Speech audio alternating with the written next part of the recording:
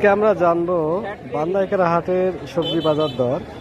পটল কত টাকা কেজি? পটল 60 টাকা কেজি। পালং শাক পালং 60 টাকা কেজি। করল্লা 120। পাশাপাশি কপি 60। সিম 80 টাকা কেজি এবং বেগুন 60 টাকা কেজি।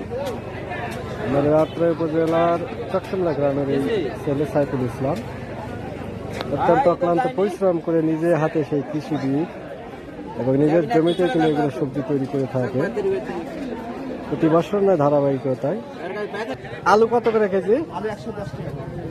আলু 110। টমেটো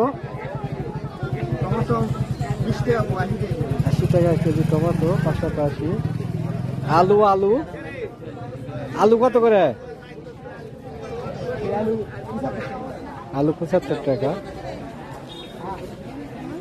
কত করে কেজি? বেগুন 80 টাকা কেজি।